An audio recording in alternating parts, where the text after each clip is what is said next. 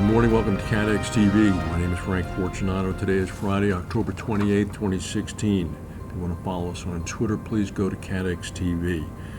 The Philippine anti-narcotics program continues in earnest. Anti-narcotics officers gunned down a mayor of a town and 9 of his men earlier today in a clash in one of the bloodiest operations since President Duterte launched his crackdown on illegal drugs. The mayor of the southern town of Saudi Amtrak was one of more than 150 local government officials identified by the Philippine president earlier this year as being involved in the drug trade.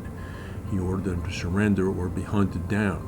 This particular mayor actually appeared in court and said that he was present, but he was not involved in the drug trade. He denied, and he said he was fighting illegal drugs himself and supported the president's crackdown. Ahead of the shooting earlier today, police received information that the mayor's group was planning to transport a, quote, huge amount of methamphetamines. Police intercepted it, a gun battle ensued, and the mayor was killed.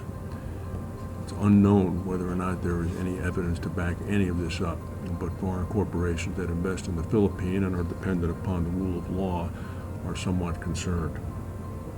Bermuda yesterday hit back after the chief executive of Lloyds, earlier in the week, claimed that Bermuda stole the insurance-linked security markets from London.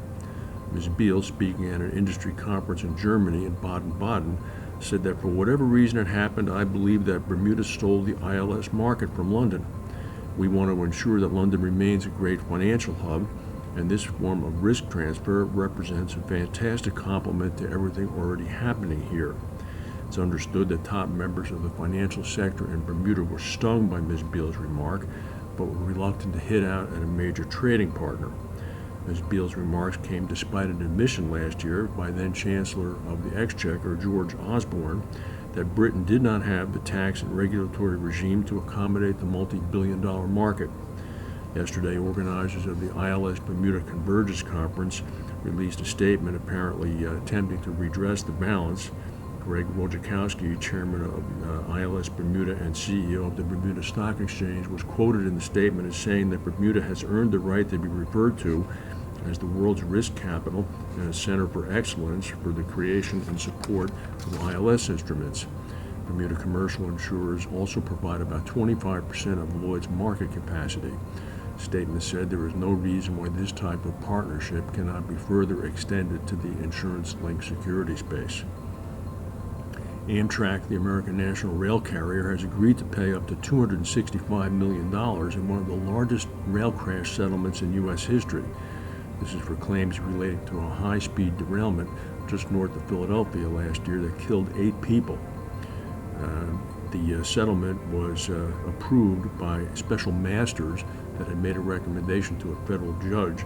Last year's legislation that was passed by Congress that increased the amount Amtrak could award in case of a disaster to $295 million came after the May 12, 2015 crash involving a Northeast regional train heading from Washington to New York.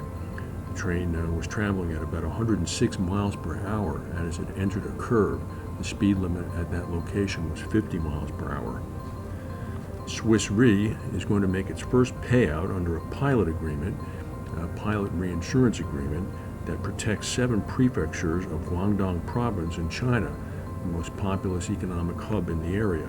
About $1 trillion of China's gross domestic product proceeds through Guangdong. Typhoon Haima, which made landfall in Guangdong, is part of what triggered this first payout. The payout is based upon rainfall and tropical cyclone wind speed indexes to trigger the claims. Swiss Re is the sole reinsurer in this pilot program. Unbeknownst to many, there's a deep drought in the southern part of the United States. It's 6 months long at this point. It's killing crops, threatening cattle, and sinking lakes to their lowest levels in years across much of the South. The worst conditions, what forecasters call exceptional drought, are in northeast Alabama and northwest Georgia.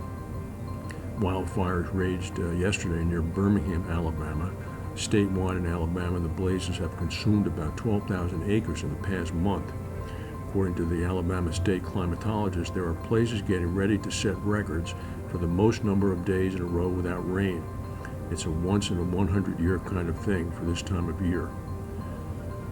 Much of eastern India, on the other hand, is set for a very wet weekend as the remnants of tropical cyclone Kiant make landfall.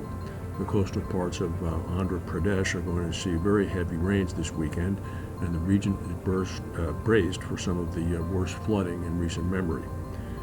The Insurance Regulatory and Development Authority of India, the Indian National Regulator of Reinsurance, has given second-round approval for the launch of the country's first private reinsurer, ITI Re. According to the Asia Insurance Review, Munich Re, Hanover Re, Swiss Re, SCOR, and Reinsurance Group of America have also cleared the second stage of the application process. This now means that these foreign companies are required to bring in the necessary capital to get to the final round before commercial branch operations can begin. Foreign reinsurers are required to bring in net owned funds of about $748 million. Meanwhile, the state-owned GIC Re is currently the only domestic reinsurer in India and has a market share of 50%. This is definitely going to shake things up. Last night at LaGuardia Airport at about 9 p.m., a plane carrying Republican Vice Presidential candidate Mike Pence, the governor of Indiana, was landing in LaGuardia with 48 people on board and landed and skidded off the runway. There were no injuries. Mr. Pence emerged from the plane and thanked firefighters and rescue personnel. That's the news for today. If we have any breaking news, we'll come back and tell you. Thank you for watching and have a good weekend.